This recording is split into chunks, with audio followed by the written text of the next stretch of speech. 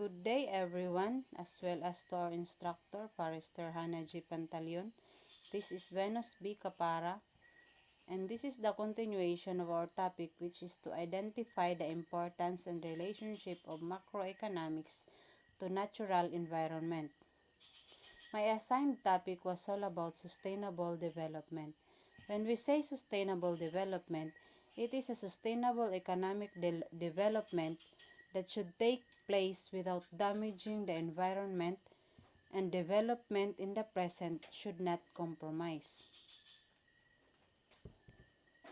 So the Club of Rome. Club of Rome was founded in 1968 at Accademia di Lenzi in Rome, Italy.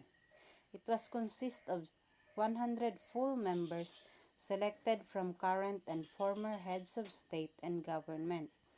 Its objectives is to pursue through scientific analysis, debate, communication, networking, and sometimes advocacy. It was published in 1972. It stimulated considerable public attention with the first report to the club.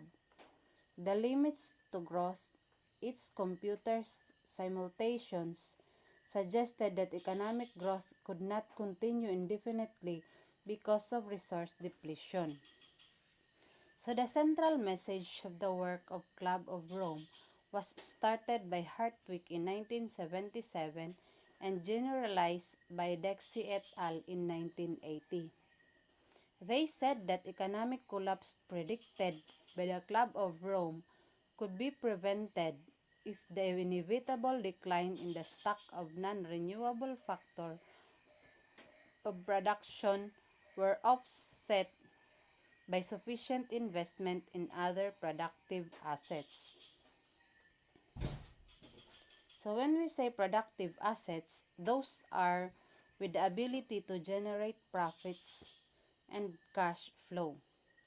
So number one is man-made capital goods. Example of these are wind, energy, and plants. It is a term used to describe goods that are used to produce other goods and services. Number two is human capital. Example of these are skills, knowledge, and experience. It is the skills, knowledge, and experience possessed by an individual or population viewed in terms of their value of costs to an organization or country. Number three is renewable natural resources. Example are firewoods from forests.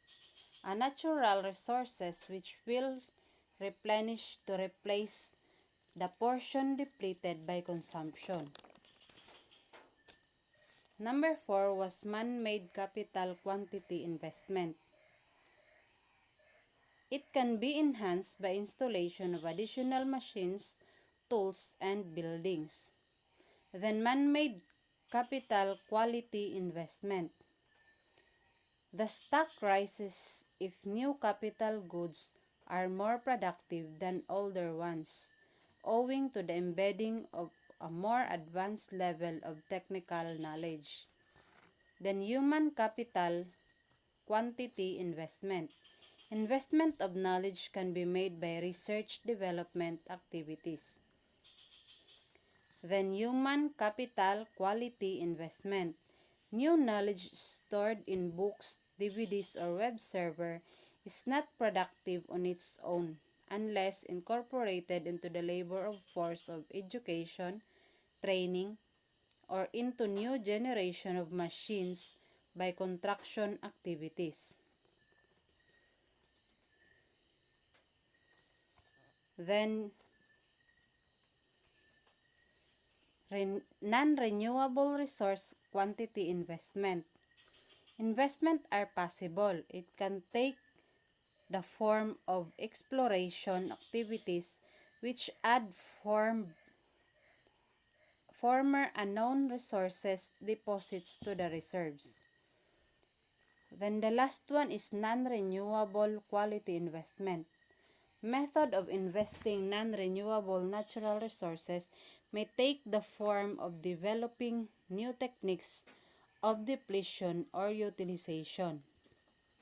Now to summarize the basic idea developed in neo-classical resource economics in order to avoid the Club of Rome doomsday scenario was to substitute the decline in some of the productive natural resources by investing in both other natural resources and in man-made capital, human capital, and knowledge.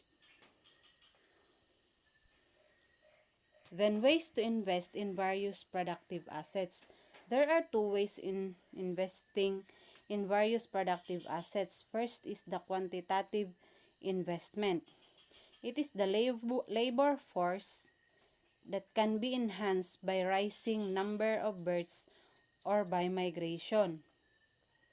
Then the second one is qualitative investment.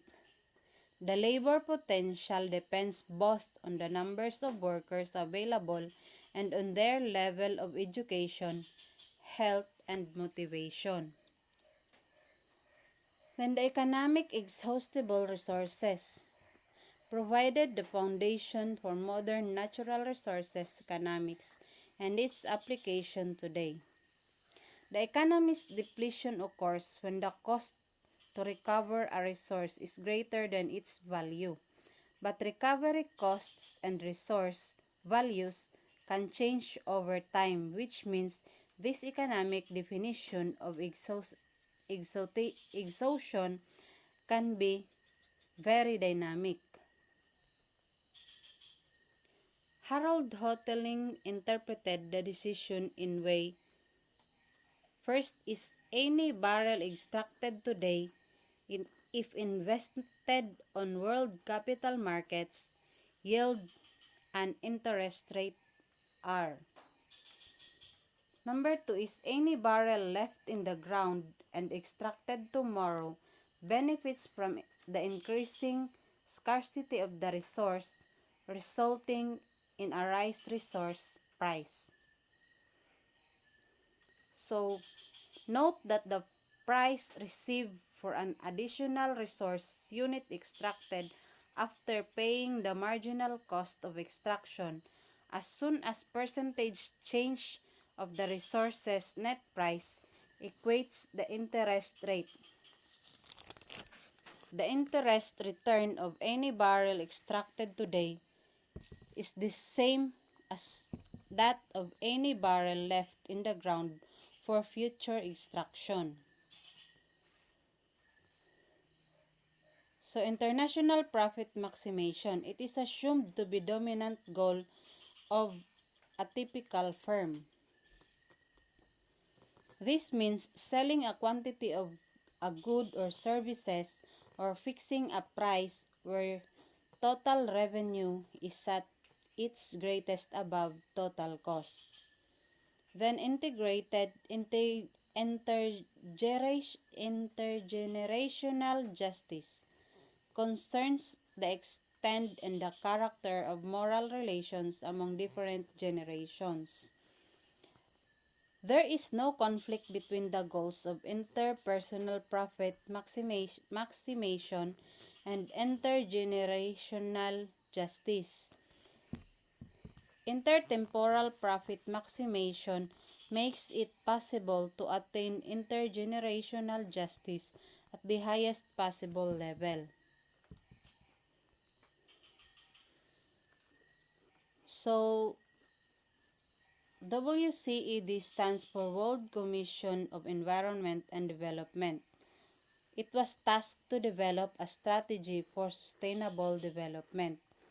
It was consisted of non-governmental representatives of many countries. So, Prime Minister Gro Harlem Brundtland, a Norwegian who led the CWED,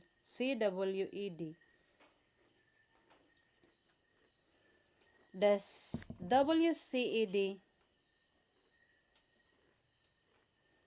recommended a bundle of measures in order to achieve sustainable development. As a central element, this bundle contained the goal of stimulating economic growth in order to fight poverty, in many developing countries. The Commission has been criticized because it was questioned whether the latter could simultaneously solve the global environment problems as well. Then the UNCED stands for United Nations Conference for Environmental and Development. Their predominant goal is to make sustainable development. The committee adopted the Agenda 21. So the Agenda 21 is a global plan of action for sustainable development. Agenda 21 is a comprehensive plan for action to be taken globally, nationally, and locally by organizations of the United Nations system, governments, and major groups in every area in which human impacts on the environment. Then ecological economics. A platform provided by Brundtland Report for the emergence of economic theory. Ecological economists criticize neoclassical natural resources economics in three counts. First, it is argued that ethical foundation of neoclassical theory are inappropriate for tackling environmental problems. Second is ecological economists deny the possibility of substituting man-made assets for natural resources, which is of great importance in the growth models of neoclassical resource economics. Then the last one is ecological economists have lamented that neoclassical economists neglect the insight of natural sciences like physics, biology, and ecology. Ecological economists frequently emphasize the importance of thermodynamics for economic process and conclude from that, again, that economic growth is limited by the natural framework of human economic activity. Moreover, ecological economists not only deny the possibility of unlimited growth but interpret economic growth as socially undesirable. That would be all for my topic, and thank you.